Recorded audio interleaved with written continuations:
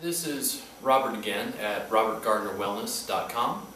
I wanted to talk with you a bit about the neti pot and how to irrigate your sinuses to help with the breathing that you do in yoga and to help you in your daily life. A lot of people in and around Austin, Texas have allergies, and although I know of no way to cure them, I do think that using a neti regularly allows you to clean the lower portion of the inside of the sinus passages, which allows your body to fight less pollen, mold, whatever it may be in the air. I use my neti regularly, at least once a day. I compare it to brushing my teeth. When I do not feel clean, I do not feel normal. When I get up in the morning, when I brush my teeth is when I use my neti. I have a plastic one that is sinus. I will provide the link so that you can purchase one. It's nothing but a small teapot looking receptacle that holds a mix of water with what I use is 50% baking soda and 50% non-iodized sea salt. If you prefer, you can use distilled water. I heard recently on a news program that someone in Louisiana had actually died because of some sort of amoeba, some unicellular organism that got into their water supply. So you can use distilled. The baking soda, I believe, helps neutralize the water. If it's slightly acidic, it may lower its pH, if I remember what baking soda does. It also helps provide what I consider a clean, neutral scent inside, so my sense of smell is more acute after using it. The sea salt mixed into the water creates essentially what's the salinity of about tears. I use a very small spoon, this little guy, to scoop mine out. And of course, you just need a receptacle to be able to catch whatever is coming out of your nose when you irrigate. I'm using a bowl for this purpose, but typically this is done over my bathroom sink. It seems odd at first. Most people are not familiar with putting water into their nose. They feel like they're drowning. But I'll walk you through the process. Once you learn how to do it, no more complicated than brushing your teeth. So what I will do is I will place the bowl underneath me to catch the water as I irrigate. And I'm going to pick one of my nostrils. When I'm ready, the small spout from the neti will go in one nostril, and the water is going to pour up and over and then out the opposite nostril. So you need to be able to turn your head to the side.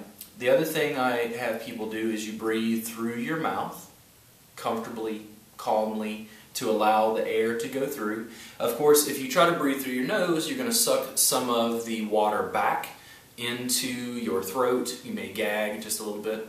There's no harm, it's just a little bit of salt water and baking soda. But just so you know, breathe through your mouth. I'm going to go ahead and do the first side and then reverse and pour through the other side. And then I'm going to use just a little bit of tissue to blow my nose. I may drain first, just to show you that, and we'll see how much I can talk as I'm going through the process. So, again, in my case I have regular tap water. You can use distilled, 50% baking soda, 50% sea salt, just a tiny amount. And the neti will go in one nostril. I'm going to turn the head to the side.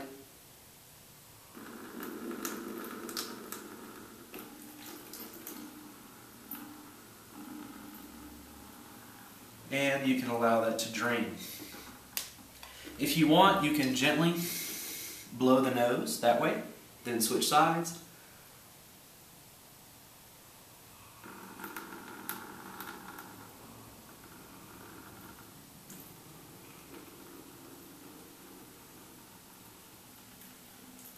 From here, you can allow your head to hang so that it can drain. If you would like, you can simply use alternate nostrils to expel the water, or you can use tissue. In my case, I'm just going to use tissue. One nostril at a time.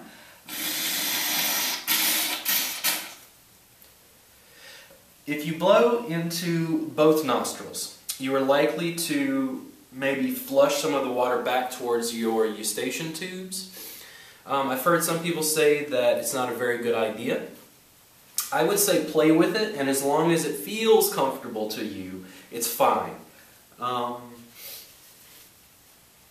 Doing this, you can do this as often as you want. I said I do it once a day, typically, unless I'm having some sort of sinus irregularity. And because of the nature of the mixture, you can use it as many times as you want, as long as there's no irritation to the sinus passages to the nose. If you have a cold, you can try. Often you get so congested the neti doesn't do that well. But I do notice that with a regular yoga practice, and by using my neti pot consistently, I don't tend to get colds, flus, sinus issues as often. Occasionally something will crop up here in Austin, and maybe a week I'll have to take Claritin, but otherwise I seem to do fine. And I'm going to show this one more time. Again, you breathe through your mouth, you turn your head to the side.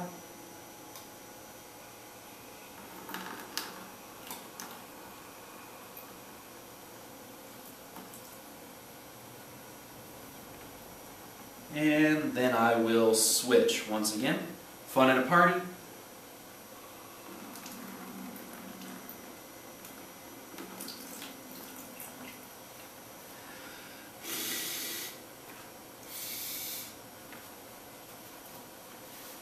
So, when you do this,